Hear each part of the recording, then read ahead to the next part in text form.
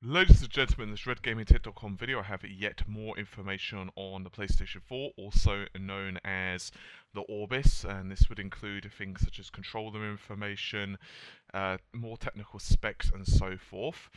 So first thing I'm going to say is this information is for the PlayStation 4 development kit, and therefore it's not of the final retail console. And as you guys know, there has been some arguments, mostly to do with how much memory the system is going to be using, the exact configuration of it, and so on. So I could give you some information on the proposed development kit. Now, apparently, from what it's been reported at least, this information comes from official Orbis documentation, which is around 90 PDFs or so of the forthcoming console.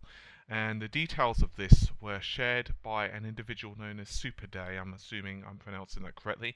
And this is the same person who attempted to sell a pair of next generation Xbox development kits on eBay last year. Now, most people are still unsure when the console is going to be out. The only people who do know, indeed, are Sony themselves. There are those who speculate it's going to be out this year to compete with the Xbox, and then there's an equal amount who think, you know what, it's probably going to be the year later, in other words, 2014. I could give you a little bit of information to do, however, with the technical side of things, in other words, the development kits. Now, just to let you guys know, the development kits don't necessarily represent the full retail console. I'll give you an example of this in just a moment, but I'm going to go into the somewhat less interesting stuff first. So the hard disk is only 160 gigabytes, and this is exactly what I mean by not representing the full retail console. 160 gigabyte hard drive is fairly small, and to be honest with you, I'd be surprised if the final or retail model comes with anything less than 500 gigs. So basically, storage is not so important for the development kit. It's also worth noting there are should I say, USB 3 ports on the system. Not unexpected, USB 3 is now the standard. Obviously, it offers far faster transfer rates than USB 2, the previous standard. And, well, now they're making next generation consoles, it's going to be a fairly normal feature for most external hard disks, that type of thing, to be using such standards. There are also two Ethernet connections. That's also not unsurprising for the development kit. And there are a couple of reasons for this. Predominantly, this is going to be for local sharing and testing purposes. In other words, for local booting of, say, bootloaders and that type of thing. You know, the general stuff the games develop and the games testers are going to want to do quite often. Unsurprisingly, it is of course using a Blu-ray drive. I don't think anyone's particularly amazed by that. Apparently as well, there's also a headphone jack on the front of the console. I doubt that's going to be in the retail version. However, it also does support other things such as HDMI and Optical 2.0, 5.1, 7.1 channels, so not surprising. However, as I've said, I doubt the headphone jack will make it onto the final version of the system. It's probably just there for, how most of these game developers are going to be working in, say, booths and so on. It just makes it convenient, particularly if they're connecting to, say, a PC monitor rather than a television. The real interesting fact, however, about this development kit is the actual RAM, in my opinion. First of all, we're seeing 2.2 gigabytes of video memory, and the actual system memory seems to be 8 gigabytes. Now, you may remember just a while back I released another video that mentioned that it's going to be using 4 gigabytes of a GDDR5. For those of you unfamiliar, DDR5 is typically reserved for graphics cards, and it's extremely fast, is basically what it comes down to. It runs far quicker than DDR3, and the basic purpose of it generally for graphics cards is to basically shift data around as fast as possible with very high amounts of bandwidth. But the Xbox 720 appears to be using DDR3 from what the reports we've got now say anyway.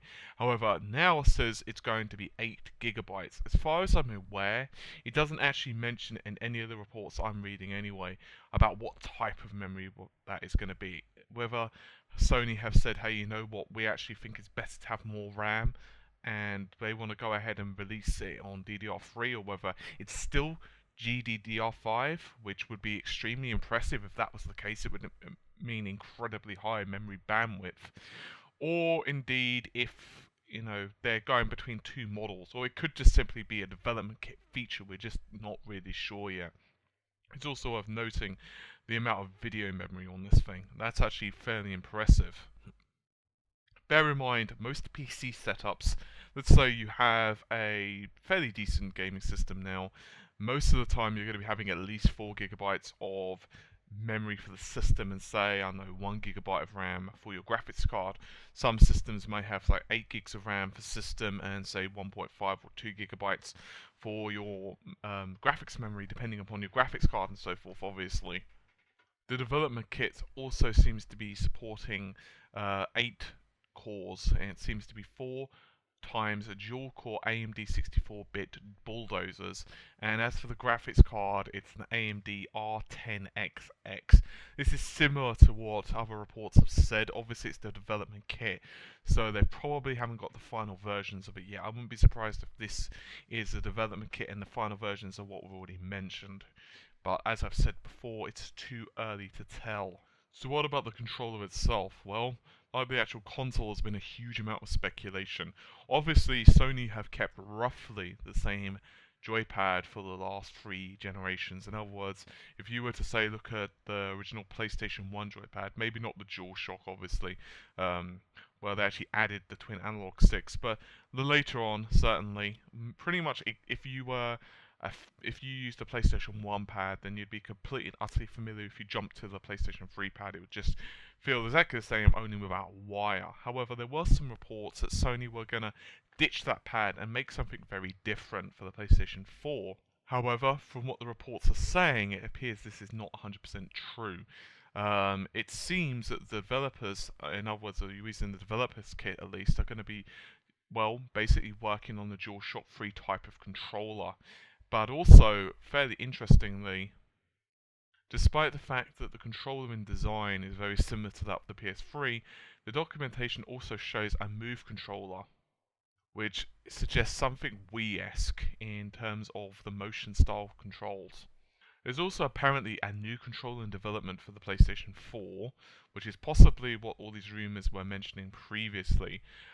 Internally, it's apparently known as the Orbis development tool, and it still shares the same similar set of functions. In other words, the square, triangle, X, circle, and you know the rest of them by now. However, there is one component that's slightly different, and that would seem to be some type of a touch screen pad almost, which apparently can recognize 2-point multi-touch. Now obviously on the Vita itself, this was situated on the back of the console. Whether this is going to be similar for the PS4 controller, we're not sure obviously.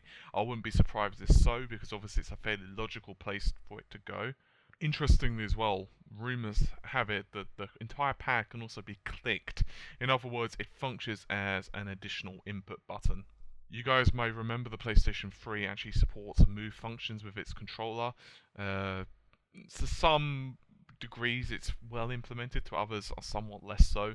However, now it's improved for the PS4 controller, and apparently improved technology like tilt correction.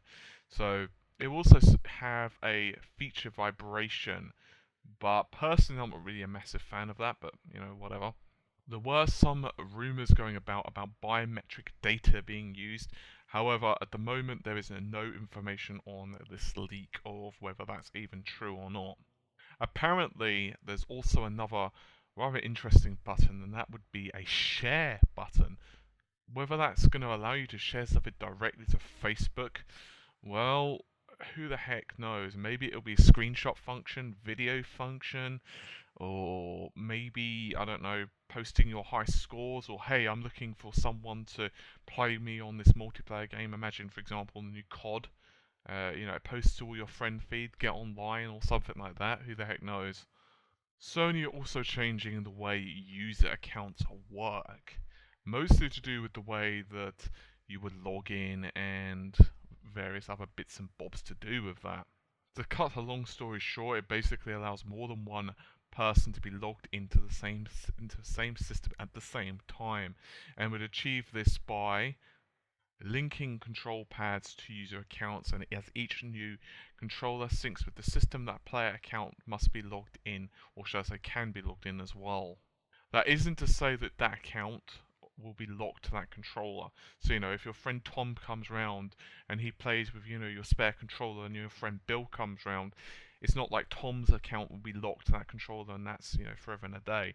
It just means that you're going to be prompted to do so. So in other words, each time that an extra pad is connected, you're going to be prompted to log into an account.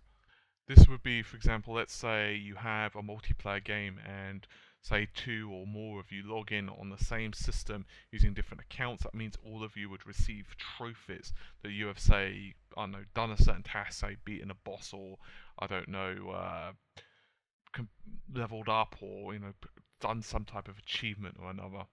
What isn't clear though is whether these are just local accounts that are just on your system. Now bear in mind, all of this information is unconfirmed, and to say the least is basically based upon developers' specs for the most part. In other words, these are systems that are just being used for games developers to say, hey, we need to know how this console is going to work so we can develop games upon it. So whether the amount of RAM, for example, whether it's going to have 8 gigabytes or whether it's going to have the previously mentioned 4 gigabytes, for example, one of the reasons that,